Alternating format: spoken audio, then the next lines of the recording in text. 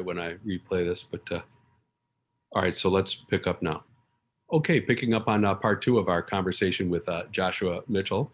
Part one is at the link in the article if you want to catch up, including with the biographical information about our guest. But Josh, your book, American Awakening, makes a distinction, as you did in part one, between that which is supplemental and that which is substitutive. Philanthropy should fit where among those two characteristics, or two, I don't know if they're poles or not, in other words, but where should philanthropy fit in there? It's a necessary supplement, just as mercy is a necessary supplement to justice, which is to say that we really do have to have the churches and private associations doing this. The problem with welfare is that it is a payment. The state can be involved in payments, but not in charity. And I think we need to learn the relationship between mercy and justice. As I was saying in part one, you're not going to learn that through welfare. You're going to learn that in the churches. Tocqueville wrote an essay between volume 1 and volume 2 of Democracy in America called Essay on Pauperism. And he goes to England, and it's on the basis of his trips to England, travel to England, that he writes this. And he's concerned with poverty. And he says, yes, of course, the state on occasion is going to have to step in big ways because of these huge dislocations that market commerce produces. But he says that's not a solution that can be a permanent solution. That should be an emergency solution. And as soon as you possibly can, you have to get back to the everyday solution. And what he thought that meant was people who have means giving of their time and being in food kitchens and seeing the people who are in need face to face. Because if you don't see mercy and justice in action and face to face relations, you're going to end up getting very demonic understandings of both who the rich are and who the poor are. We're all three of us old enough to remember the category the poor and the rich. And Tocqueville gets worried about these categories. His argument is we really have to attenuate this understanding of the other person. The only way we can do this is in these face-to-face relations. So we have to have charity that's not social justice. We have to have charity that's not welfare. Welfare can be a supplement to these mediating institutions, but it can't be a substitute for it. And really the last third of the book is about how supplements have been turned into substitutes. So in the case, for example, of that portion of the African American community that's still struggling, Martin Luther King was quite clear. The state needs to supplement, it needs to step in, but it's the families and the churches and local businesses that are the most important things. Well, the catastrophe of the welfare state in the last 60 years has been that it's become a substitute for those mediating institutions rather than a supplement to it. Now, many in philanthropy would have it in their mind. We're sort of trained to think, oh, we're going to have a demonstration project, which will help people with private money in some way, some program. One could perhaps think of vouchers, by the way, at Bradley, to pick a right-wing version of this sketch. The goal of which is then to, when it's been so successful and can be scaled, to get larger, government should pick up the tab, the role, the responsibility, the oversight of the particular project. Is that a proper way for philanthropy to be thinking about its role? Is that, I mean, it's sort of pre-substitutive, right? We're doing what government should do when it gets big. Is that a good thing or a bad thing? I'm not. Let me tell you a story and ask you if this is the same thing. So I've been off and on in Qatar in the Middle East for 10 or 15 years. And Qatar is a very closed society. They let in all sorts of NGOs because there are needs that the government can't quite yet comprehend.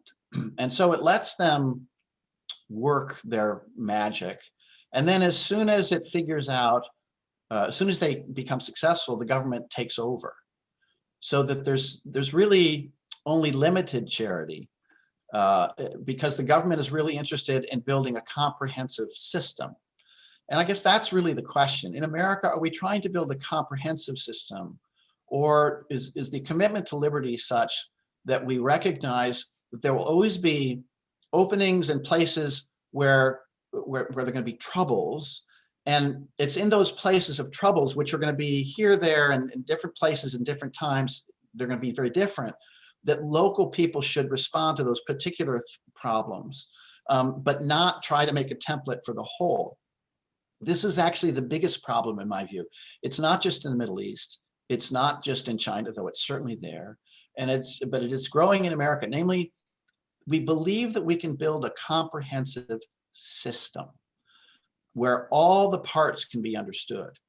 Adam Smith never uses the word the economy, never. There is no the economy in that greatest book, Defending Market Commerce.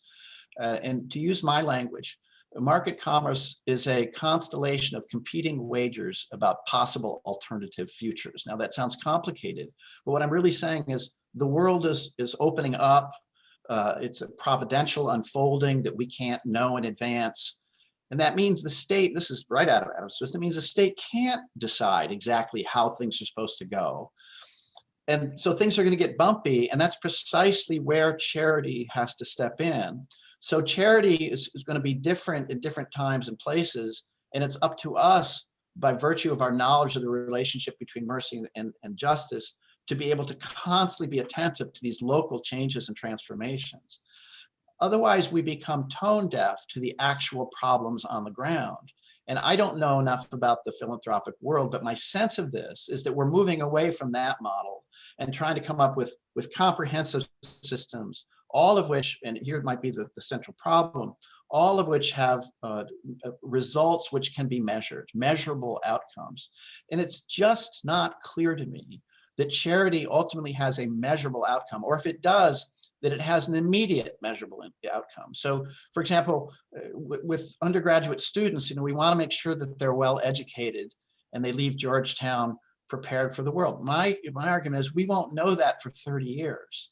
And if we've done a good job by teaching them Plato, which by the way has no measurable outcome, or teaching them Aristotle, which has no measurable outcome, somehow we're going to make them better, more thoughtful citizens. And that should, in the course of a lifetime, turn around and reflect in terms of the giving, the capacity to give of these students. But we're losing sight of this ineffable thing called competence, called friendship, all these ineffable things that really hold us together. Charity, they can't be measured. But I think philanthropy has hit the same obstacle that the social sciences hit. Namely, they became tremendously self-conscious. They needed to justify their existence. And so they pushed for measurable outcomes. It's just not clear to me that you can actually do that. Can I ask a question? About this issue of competence, and namely sort of throughout history, there are different times where people have competence, of course, can claim it because they have it. And sometimes, of course, they don't have it, and that leads to changes. So you can think of consolidation of absolute monarchies, from there to the French Revolution, to the progressives of our own century in America, at least, but experts. I wonder if you could address, and philanthropy, of course, would be one of those experts, more particularly in the United States, but you described the same situation occurred in Russia as Qatar. They wanted some experiments from Chile and from other places. And then the government, of course, has now chased out all the NGOs. They wanted a comprehensive system. They haven't reached it yet. But anyway, that was their idea. But where do you go? And this encompasses the trust issue and philanthropy. Where do you find the leadership at the moment? Because as you were going through the theological crisis, or the nature of the crisis being much more theological than secular, can philanthropy, or how can you identify leaders? Where do you begin? Is it this local issue, as Tocqueville, that this is where you need to go, which means unwrapping certainly the psychology of not just the nation state, but sort of competence or really expertise in an aristocratic or autocratic sense? So I know that's a very jumbled question, but sort of where would philanthropy, if you wanted to start there? I'm thinking now of Havel and him talking about sort of the loss of nobility. And he wasn't speaking, obviously, as you know, in a class sense. He was really speaking about the dignity issue. So how would you sort of try to artfully tackle a very jumbled question that I just posed? Let me make two comments about this. First, Tocqueville says that when he introduces the township, he says this: The township is composed of coarser elements, about which elites, enlightened elites are going to be disgusted and embarrassed, right? So it's precisely that concern about the lack of competence of local people to take care of themselves that gave rise to the progressive era, right? Democracy is too complicated for citizens. We need to have experts doing it.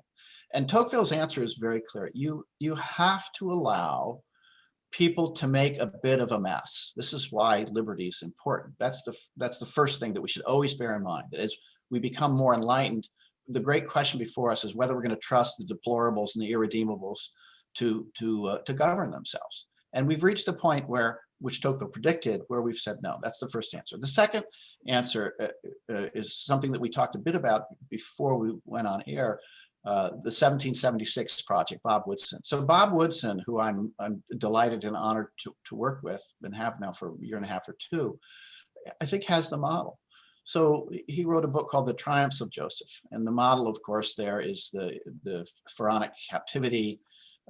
Joseph, the slave, turns out to be omnicompetent, and Pharaoh gives him the resources in order to help the enslaved community. And Bob's argument and Bob's work of the last 40 years has been on this model. You go into the communities that are distressed, and you find the people who by grace and good fortune are the pillars of the community. They might not be the ones on the organizational chart, but they are the people that those in trouble go to.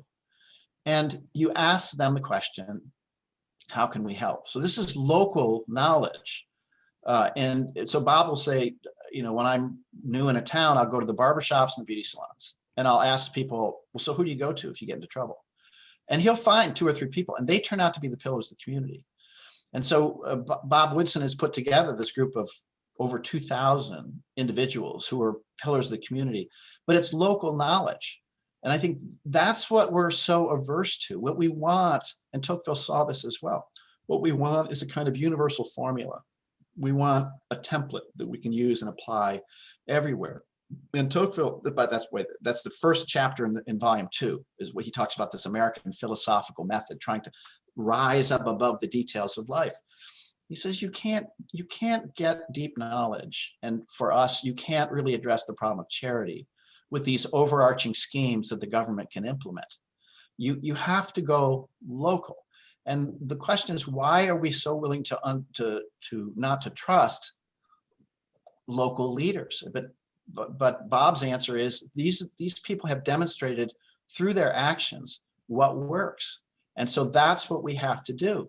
But if you've got hundreds of millions of dollars and you need to have a measurable outcome, you are not going to do that. And that, in my view, is one of the problems that philanthropy faces today. It's too big. And too short-term in outlook, I assume you would say? Yes. Okay. Well, anything else conservative givers can do? I mean, you mentioned one particular project, which would be willing to accept philanthropic support. Any other advice, including at a higher level of abstraction for conservative givers as they approach the coming years?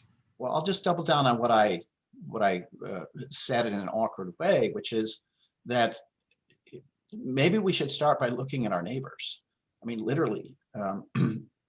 Tocqueville says very quickly, what you get in the democratic age that you don't have in the aristocratic age is empathy and fellow feeling for the suffering of others. And that's a wonderful thing, he thought. But there's a problem, namely that as we break the links between people, we come to have a generalized understanding of humanity. And so we've got a fungible amount of empathy. And he worries that this empathy is going to go toward the concerns for the suffering of others a long way away. But his argument is, no, you have to literally look at your neighbor. So if you are in a position where you can help, and so many of us are, why don't we start by looking at our neighbors and our neighborhood and our local communities? It's not grand and glorious, but that's where the real work will get done. Great. Well, thanks so much for joining us, Josh Mitchell, for this conversation. Everybody should click on the link to the, I guess, Amazon page for American Awakening and purchase it and read it. Again, thank you so much. Thanks. My pleasure, Mike. Thank you. Okay, so now I'll just stop recording and we can Okay. finish up here.